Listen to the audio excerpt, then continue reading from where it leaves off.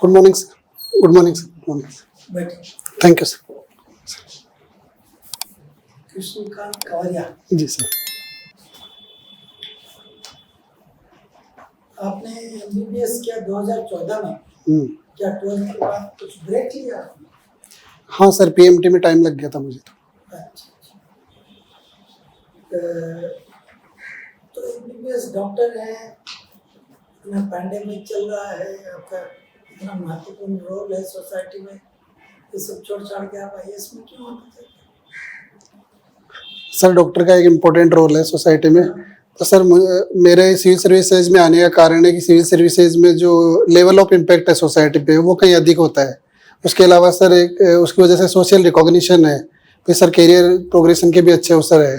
तो इन्हीं कारण से मैं सिविल सर्विसेज में आना चाहता हूँ. मान सकता हूँ, लेकिन सोशल रिकॉग्निशन तो डॉक्टर साहब करके लोग एकदम पीछे भागते हैं. सोशल रिकॉग्निशन डॉक्टर्स का बहुत अच्छा है.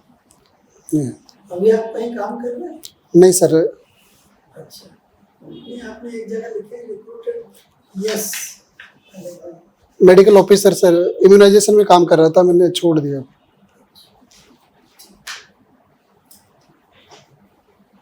तो आपका सब्जेक्ट है एंथ्रोपोलॉजी. जी सर. बताएं एंथ्रोपोलॉजी और सोशियोलॉजी में क्या फर्क है? सर एंथ्रोपोलॉजी है वो सोसाइटी की जो प्रीमिटिव सोसाइटीज है, उन मॉडर्न सोसाइटीज, ये सब पे जो स्टडी होती है वो होती है. जबकि सोशियोलॉजी में मॉडर्न सोसाइटी को अध्ययन करते हैं. इसके अलावा एंथ्रोपोलॉजी में जो बायोलॉजिकल है, कल्चरल एस्पेक्ट, वो भी स्टडी किए जाते हैं. तो ये जो इवोल्यूशन थ्योरी है उसके बारे में क्या विचार है? सर इवोल्यूशन के लिए अभी तो कितनी थ्योरी बाद में भी आ गया है. जी सर. सिंथेटिक थ्योरी, तो कौन सा थ्योरी आपको सही लगता है? सर अभी तक जो एविडेंस मिले उनके हिसाब से सिंथेटिक थ्योरी ऑफ इवोल्यूशन है वो सबसे ज़्यादा माना गया है, जिसको वो सिंथेटिक थ्योरी ऑफ इवोल्यूशन है. क्या कहता है सिंथेटिक थ्योरी? सर ये कहता है कि जो म्यूटेशन हुआ है, जेनेटिक रिकॉम्बिनेशन हुआ है, जो जेनेटिक ड्रिफ्ट है, इनकी वजह से जो चेंजेज आते हैं वे किसी भी स्पीसीज के अंदर, वो धीरे धीरे एडेप्टेशन और रिप्रोडक्टिव आइसोलेशन के साथ में इस्टेब्लिश हो जाते हैं, और धीरे धीरे उसमें फिर एक लंबे टाइम के बाद में एक चेंज आता है और फिर एक नई स्पीसीज बनती है. आप नागौर एरिया से किस लिए फेमस है नागौर? सर नागौर काफ़ी चीज़ों के लिए फेमस है, जैसे कि पंचायती राज व्यवस्था की शुरुआत 1959 में नागौर से हुई थी. उसके अलावा जो संगमरमर का पत्थर है वो मकराना से निकलता है, जिससे ताजमहल बना हुआ है. इसके अलावा जो देश की सबसे बड़ी खारे पानी की झील है सांबर, वो नागौर में है. तो नागौर का जो पशु मेला है वो काफ़ी प्रसिद्ध है. तो नागौर की जो मेडिसिनल प्लांट्स है जैसे कि अश्वगंधा है, गिलोय, ये भी काफ़ी प्रसिद्ध है. सर आपने कहा पंचायती राज यहीं से शुरू हुआ, तो अभी पंचायती राज का क्या है जनरली राजस्थान में? सर पंचायती राज की वजह से जो पार्टिसिपेटरी डेमोक्रेसी है, ये लोग पार्टिसिपेट कर रहे हैं. जैसे सोशल ऑडिट के थ्रू है, लोग ग्राम सभा में पार्टिसिपेट कर रहे हैं. विमेन का जो रिप्रेजेंटेशन है वो बढ़ा है. उसकी वजह से जो SC ST कम्युनिटीज है उनका रिप्रेजेंटेशन बढ़ा है. तो सर इसी वजह से काम हुआ है ग्राउंड लेवल पे. तो हमने तो सुना कि राजस्थान सरकार ने एजुकेशन क्वालिफिकेशन हटा दिया पंचायती राज के लिए, तो उससे अभी सब पैदा हुआ है पंचायतपति. बीवी है लेकिन काम पति कर रहा है, तो ये कौन सा अच्छा पंचायत राज सिस्टम का? सर बिल्कुल पंचायतपति की जो सरपंचपति की जो समस्या है वो देखने को मिली है, लेकिन इसके लिए सरकार और जो डिस्ट्रिक्ट कलेक्टर्स है वो कदम उठा रहे हैं. और इसके लिए विमेन को एम्पावरमेंट करने की ज़रूरत है, उनको एजुकेट करने की ज़रूरत है, जिससे मुझे लगता है ये समस्या जल्दी समाप्त हो जाएगी. सर तो क्यों नहीं किया जा रहा है? आप फ्यूचर ब्यूरोक्रेट है, एडमिनिस्ट्रेटर है, राजस्थान में ये बाल्य विवाह है आपके यहाँ बड़ी चली हुई है ना, और वुमेन इलिटरेसी इतना है, पंचायती राज में ये सब चल रहा है, तो आप इसको कैसे, कोई आउट ऑफ बॉक्स थिंकिंग है इसके बारे में? क्या करेंगे आप? सर इसके लिए विमेन को एम्पावर करना पड़ेगा. विमेन को जो इकोनॉमिक इंडिपेंडेंस है पॉलिटिकल एम्पावरमेंट के साथ में, वो ज़रूरी है सर। इसके लिए अवेयरनेस जो मेल है, जो पेट्रियार्कल सोसाइटी भी एक सर इसका बड़ा रीज़न है जिसकी वजह से ये समस्याएं देखने को मिलती है। इसके लिए हम स्कूल से ही स्टार्ट कर सकते हैं। स्कूल में जो वैल्यू बेस्ड एजुकेशन है, अवेयरनेस प्रोग्राम्स है, जैसे कि साझा अभियान चलाया जा रहा है चाइल्ड मैरिज के लिए, तो सर ऐसे, और जैसे सरपंच पति की समस्या है उसके लिए भी जो नागौर के डीएम है उन्होंने बोला है कि जो विमेन सरपंच है या विमेन पंच है उन्हीं से डायरेक्ट डील किया जाएगा। तो सर मुझे लगता है कि धीरे धीरे अगर इन पे ध्यान दिया जाएगा तो ये समस्या ठीक हो जाएगी। आप दिल्ली के कुछ मेडिकल इंस्टीट्यूशन से जुड़े जी मतलब जुड़े हुए थे, तो अभी सुनते हैं कोरोना के केस और बढ़ रहे हैं दिल्ली में, 300 पहुंच गया है। क्या कारण हो सकता है? जब सब जगह खत्म हो रहा है तो दिल्ली में बढ़ क्यों रहा है? सर अभी इस पे जीनोम सीक्वेंसिंग करनी होगी, उसके बाद में पता लगेगा कि कौन सा वेरिएंट है, ओमिक्रॉन है या जो नया वेरिएंट XCA वो है, तो वो सर जीनोम सीक्वेंसिंग के बाद ही पता चल पाएगा। उसके अलावा सर टेस्टिंग भी बढ़ी है, और सर इसके लिए अभी जो दिल्ली गवर्नमेंट है उसकी मीटिंग होने वाली है नेक्स्ट वीक में, तो उसमें इसके कारणों के बारे में पता किया जाएगा सर। अच्छा, क्या ये सरकार ने कुछ जल्दबाजी कर दी कि मास्क पहनोगे तो पेनल्टी नहीं लगाएंगे और ये सब, मतलब रिलैक्सेशन कर दी, ये वजह तो नहीं है केस बढ़ने की? नहीं सर, मुझे नहीं लगता कि ये वजह है, क्योंकि सरकार ने जो वैक्सीनेशन पे फोकस किया है उसकी वजह से भी डील देना जरूरी था, और अभी भी मास्क लगाना सर अनिवार्य है बाकी जगह भी। तो सर मास्क लगाने में सर सरकार ने कोई डील नहीं बढ़ती है, वैक्सीनेशन पे ज़्यादा फोकस किया है, इसलिए ये देखने को मिला है। आप क्रिकेट में भी रुचि रखते हैं, क्या फ्यूचर है इंडियन क्रिकेट का, man women? Sir Indian cricket है जो अभी बहुत ही अच्छा कर रहा है, ODI में, वनडे में, टेस्ट में, T20 में भी है, विमेन में भी हम पहले की तुलना में अच्छा कर रहे हैं, और अभी भी सर हमारा जो डोमेस्टिक क्रिकेट है वो काफ़ी स्ट्रॉन्ग है, इसकी वजह से हमारे पास जो बेंच स्ट्रेंथ है वो काफ़ी अच्छी है। तो सर इंडियन क्रिकेट का जो भविष्य है वो काफ़ी उज्जवल है।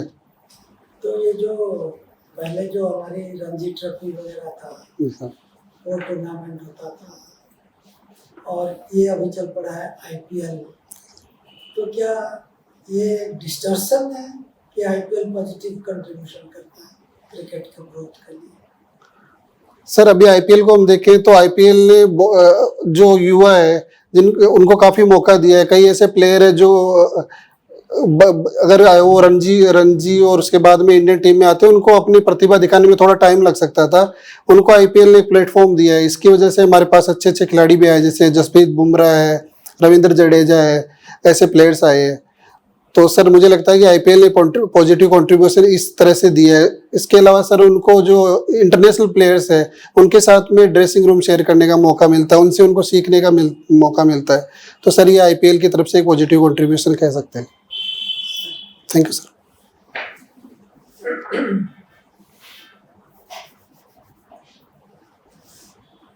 हाँ, कृष्णकांत जी, जो आपने बोला, साहब ने कहा कि मेडिकल डॉक्टर्स को की बड़ी मिलती, सराहना होती उनके कार्य की है। अरे भाई, कोरोना टाइम पर कोरोना वॉरियर्स के नाम पर क्या थाली बजी थी, उससे आप मोटिवेट नहीं हुए, दिए जलाए गए थे, अंधेरा का लाइट जलाई गई थी सबको रात को, इतना पूरे देश ने सम्मान दिया। ये भी ध्यान में रखने की बात है। क्रिकेट की बात हो रही थी, तो ये जैसा आपको मालूम होगा, MS धोनी 2 दिन पहले IAS, जब IPL शुरू होने के 2 दिन पहले इन्होंने कैप्टनसी छोड़ दी। उसके कुछ दिन पहले आपके ये विराट कोहली ने भी अपनी टीम की कैप्टनसी छोड़ दी थी बहुत कुछ दिन पहले। ये क्या हुआ? What is the reason? Sir Dhoni है वो उनकी एज हो गई है, तो सर नए जो लीडर होंगे उनको ग्रूम करना चाहिए। तो अगर उनके रहते हुए ये किया जाएगा तो उनको वो चीज़ें सिखा पाएंगे, उनकी हेल्प कर पाएंगे। तो सर ये एक रीज़न है। जो विराट कोहली का रीज़न भी है सर, उसमें ये कि उनका जो परफॉर्मेंस थी टीम की वो भी अच्छी नहीं थी, और उनका जो बर्डन था वो कम करने की वजह से भी सर उन्होंने ये कप्तानी छोड़ी थी। हाँ, बट अगर MS धोनी ये सोच रहे थे कि अब मैं बुढ़ा हो गया हूँ तो जरा पिछले को टाइम देना चाहिए था। भैया उन्होंने तो 2 दिन का टाइम दिया for the management to decide कि कौन कैप्टन है। ये तो कोई तरीका नहीं है ना। ये तो IPL सीजन शुरू होने के पहले इनको बोल देना, 2 दिन पहले क्या। सर हो सकता है कि इसके पीछे प्लानिंग हो, ये जो अनाउंस हुआ वो लेट हो सर, इसके बारे में ज़्यादा अवेयर हूँ नहीं। लेकिन और भी चीज़ें हो रही हैं, इस तरह लोग कैप्टनसी छोड़ रहे हैं। आप उस टेनिस में भी इंटरेस्ट रखते हैं? नहीं सर, ज़्यादा नहीं, थोड़ा देखता हूँ। अभी पढ़ते हैं उसके बारे में? हाँ सर। और क्रिकेट और एक टेनिस प्लेयर जिसने विमेंस में नंबर 1 टेनिस प्लेयर कौन है, जिसने अभी she resigned or you can say she is certainly now retiring from tennis. Sir मुझे एग्जैक्ट तो याद नहीं सर, मैं गेस कर सकता हूँ। सर मैं आप अलाउ करो तो सर मैं गेस। पहले भी हो चुका है और अभी भी हुआ है, हो रहा है। ये तमाम क्या कारण है इसका? तो बढ़िया स्पोर्ट्स पर्सन हुआ, सिर्फ दूसरों को देने के लिए जगह वो जा रहे हैं कि कुछ और भी सर। दूसरा रीजन आपने बोला कि भाई अपने लोड थोड़ा कम करना, ये लोड ही कम करने की बात है बस, चॉइस के अंदर कोई और गहरा राज है। सर जो मैं भी सोच पा रहा हूँ ये कि सर जो क्रिकेट है वो बहुत ज़्यादा खेलने जाना लग गया है। उसके अलावा सर फैमिली के साथ में जो वर्क लाइफ बैलेंस है वो भी सर ज़रूरी है, तो उसकी वजह से हो सकता है कि डिसीजन लिया गया हो। What about life and work balance? कभी आपने सोचा इसके बारे में? सुना है? जी सर। सुना इसके बारे में, लाइफ एंड वर्क बैलेंस। अपने दिन प्रतिदिन की जो आपकी ज़िंदगी है, घर की ज़िंदगी है और एक जो ऑफिस की ज़िंदगी है, इसके बीच में कुछ तालमेल बैठाना, बराबरी का इम्पोर्टेंस देना, इसके बारे में सुना है आपने? जी क्या है विचार? जी सर। क्या विचार है? सर वर्क लाइफ बैलेंस बहुत ज़रूरी है, क्योंकि अगर फैमिली में अगर आप टाइम देते हो तो जो घर का एनवायरनमेंट है सर वो आपको वर्क पे भी अफेक्ट करता है। तो सर इमोशनल इंटेलिजेंस का भी एक पार्ट है, तो इसीलिए ज़रूरी है कि दोनों बैलेंस रह पाए, ताकि दोनों जगह अपनी परफॉर्मेंस अच्छी रख पाए। स्पेशली जो काम में है तो परफॉर्मेंस के लिए वर्क लाइफ बैलेंस सर बहुत ज़रूरी है। तो क्या ये कारण हो सकता है जी सर। विराट कोहली जी के रिटायर? जी सर। विराट कोहली तो भी पुत्री के। हाँ जी सर। जी सर। और क्या कारण हो सकता है? एक कारण तो आपने बताया कि दूसरे यंगर जनरेशन को देना, दूसरा बताया कि बहुत ज़्यादा काम नहीं होना, I mean they are tired in a sense, और तीसरा कि भाई वर्क लाइफ बैलेंस भी थोड़ा होना, काम भी करते रहेंगे, टोटली रिटायर कर दे, लेकिन थोड़ा बैलेंस बढ़ाना, थोड़ा अपने घर के परिवार के लोगों को देना। और भी कोई कारण हो सकता है? सर अगर आप अलाउ करें तो मैं गेस कर सकता हूँ। सर IPL जो कमर्शलाइजेशन पे फोकस करता है सर, एडवर्टाइजमेंट और वो रीज़न भी हो सकते हैं कि जो टीम के स्पॉन्सर्स है उनका प्रेशर हो अगर, तो वो भी सर एक रीज़न हो सकता है। हो सकता है। जी सर। लेकिन आप कैप्टन हैं तो आपको बहुत ज़्यादा एडवर्टाइजमेंट आएगा, आप कैप्टन नहीं हो तो कमाएं पैसा एडवर्टाइजमेंट का। कुछ आपको आइडिया है रफली कि जो भी लोग गेम खेलते हैं और जो बाहर उसका काम करते हैं, चाहे वो गेम हो चाहे वो मूवीज़ हो, जो उनको पैसा मिलता है काम करने का और जो पैसा मिलता है एडवर्टाइजमेंट का, उसमें क्या कुछ बैलेंस है कि कुछ ज़्यादा है, कोई बहुत ही ज़्यादा है, कुछ कम है, क्या है? सर एडवर्टाइजमेंट से आने वाला पैसा काफ़ी ज़्यादा है कई प्लेयर्स का। ये क्यों है, ऐसा क्यों है? सर क्रिकेट की मार्केटिंग की गई है, उसकी वजह से भी एक ये रीज़न है। फिर हमारे यहाँ पे क्रिकेट प्लेयर्स एडवर्टाइजमेंट का क्रिकेट से कोई सादा संबंध नहीं। पान मसाला एडवर्टाइज करते हैं अमिताभ बच्चन को, क्या उसका फिल्म से क्या है? पान मसाला कहते हैं कि हम पैसा नहीं देंगे, लेकिन एडवर्टाइजमेंट ड्रॉप कर देंगे, लेकिन तब भी चलता रहता है। सर यहाँ हमारे यहाँ पे क्रिकेटर को वर्शिप करने की जो एक है परंपरा, सर वो एक बहुत बड़ा रीज़न है इसका। अच्छा अब ये बताइए, डॉक्टरी पे आ जाए, ये जो बच्चे हमारे यूक्रेन से आए 20,000, भैया उनके लिए आपने कुछ सोचा है क्या कर सकते हैं? सर अभी गवर्नमेंट जो हॉस्पिटल्स है, वो जो कॉलेजेस है, उनसे मिल के बात कर रही है। और जो महाराष्ट्र गवर्नमेंट ने अभी जैसे ऑनलाइन कोर्सेज स्टार्ट किए उनके लिए, ताकि उनकी एजुकेशन बताइए 1, 2, 3, 4 ये 4 चीज़ें की जा सकती हैं जिससे कि इनका भविष्य जो है वो बर्बाद नहीं। 3-4 पॉइंट बताइए। सर हम ये पहला ये कर सकते हैं कि ऑनलाइन एजुकेशन उनको प्रोवाइड कराए, ताकि उनकी एजुकेशन कंटिन्यू रह पाए। उसके अलावा जो बाकी कंट्री यूक्रेन है, वो जो यूरोपियन क्रेडिट ट्रांसफर का हिस्सा है, तो यूक्रेन है, तो वहाँ से जो स्टूडेंट है वो दूसरे कॉलेजेस में, दूसरी कंट्रीज में भी एजुकेशन कंटिन्यू कर सकते हैं। इसके अलावा सर जो एनएमसी है, अगर ये अपनी गाइडलाइन में टेम्परेरी चेंज करे तो हम इनको थोड़ा यहाँ पे जो थोड़े टाइम के लिए अलाउ कर सकते हैं sir, special case as a special case. What about filling up the vacant seats in medical colleges? Student के लेवल पे है। के लिए अच्छा उसी जो भी मेडिकल कॉलेज है वो तो आप बढ़ा नहीं सकते एकदम। जी सर।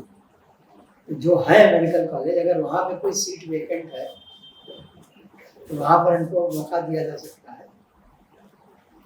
सर उसके लिए इंफ्रा नहीं है हमारे पास, क्योंकि हर स्टूडेंट के हिसाब से सर टीचर भी बढ़ाने पड़ते हैं, फिर लैब्स भी। भाई जो वेकेंट सीट्स है उसकी बात हो रही है। 30 स्टूडेंट कहीं पे डाल रहे हैं, वही 25 पहुंचे तो 5 खाली है भैया। इसके लिए आपको क्या सर इसके लिए बाकी जगह से भी डिमांड आने लग जाएगी। जैसे चाइना से जो स्टूडेंट 2 साल से यहाँ पे आए हुए हैं, तो वो भी डिमांड कर सकते हैं। तो सर ये मुश्किल होगा एडमिनिस्ट्रेशन के लिए। डिमांड आई इसलिए आपको खाली रखोगे ना, इनको दोगे ना उनको दोगे? सर सीट्स की चाइना को ही दे दो सर, सीट की आएंगे फ्यूचर, अभी शुरू तो करो। दूसरी चीज, आपके तमाम मेडिकल कॉलेजेस हैं, यहाँ समझ जाइए, हाँ मेडिकल कॉलेजेस हैं, लेकिन they don't have, they have to have some arrangement with some hospital. They are not all teaching colleges या टीचिंग हॉस्पिटल्स जो लोग हैं। इसलिए ज़्यादा लोगों को आप नहीं दे सकते, क्योंकि उनको प्रैक्टिकल के लिए नहीं जाना है। There are large number of government hospitals large who have no educational aspect. क्या इन दोनों को आपस में जोड़ा जा सकता है? एक तो वो है जो कॉलेजेस हैं जिनके पास की टीचिंग हॉस्पिटल फैसिलिटी नहीं, और दूसरी तरफ हॉस्पिटल्स हैं जिनकी कोई टीचिंग रिस्पॉन्सिबिलिटी नहीं है। इनको क्या कुछ जोड़ के कुछ आगे बात बढ़ सकती है? सर ऐसा भी किया जा रहा है जो पिछले बजट में, कि डिस्ट्रिक्ट लेवल पे जो है पीपीपी मोड पे सर ये स्टार्ट किया जा चुका है, ताकि हर डिस्ट्रिक्ट पे गवर्नमेंट कॉलेजेस हो सके। हो सकता है सर किया जा रहा है अभी। सब तो आपने कर दिया। What percentage of these children who study abroad actually get cleared this what is called FMGE exam, Foreign Medical Graduate Examination? What percentage? Sir लगभग 16% है। इन सबको आप पढ़ा भी देंगे, यहाँ ऑनलाइन भी कर देंगे, वो भी कर देंगे, तो आगे क्या फ्यूचर है? सर ये कहना चाहते हैं कि आगे फिर मेडिकल के लिए आपको क्या लगता है कि क्या करा जाए? इनके लिए क्या किया जाए? इनके लिए भी, और जो वैक्यूम है ओवरऑल क्या करना चाहिए? कुछ आइडिया है आपको? उसको सॉल्यूशन समझ में आता है? सर एनएमसी इसके लिए नेक्स्ट एग्जाम लेके आएगी है, तो अब उसके बाद में सभी के लिए जो है बाहर से आ रहे हैं और यहाँ से आ रहे हैं, उनके लिए सब तो वही हो गया पहले आपको एमसीआई क्लियर करना था, अब आपको नेक्स्ट करना है, हर किसी के लिए मैंडेटरी कर दिया है। जी सर। बट वैक्यूम तो बहुत बड़ा है ना, बच्चा 2 लाख है, सीटें 20,000 है, तो उस वैक्यूम को कैसे फिल करो? अरे भैया जो नीट पास भी कर लेते हैं उसमें भी आधे से ज़्यादा वैकेंसी आने मिलती है। Large number of the students who are gone to Ukraine are NEET. Sir पिछले 5 से 7 सालों में सरकार ने सीटें बढ़ाई है। जो एमबीबीएस में सीटें बढ़ी है, जो 80% सीट्स है स्पेशलाइजेशन में और 50% सीट्स है जो एमबीबीएस के लेवल पे, तो सर सीटें बढ़ रही है उसको। पीजी के लिए कुछ नया हुआ है? सर सीट्स बढ़ी है उसके लिए, पीजी के लिए कुछ बहुत ही इनोवेटिव किया गया है पीजी के लिए नेक्स्ट के अंदर, कुछ आइडिया आपको अगले 2 साल? मेडिकल स्टूडेंट है सर ड्राफ्ट लेके आए हैं जिसमें 3 वो है कि उसके बाद में जो एग्जाम होगा, जो प्रैक्टिस के लिए जो सर रजिस्ट्रेशन होगा वो अलग अलग रजिस्ट्रेशन के लिए आगे एग्जाम नहीं देना है एंट्रेंस। धन्यवाद सर। ब्रिज कोर्स की भी बात हो रही है। Sir. Again, a lot of difference between those who were in the first year and those who were in the 4th year. ये सब चीजें ध्यान में रख के फिर स्ट्रेटेजी बनानी पड़ेगी। जी सर, थैंक यू सर।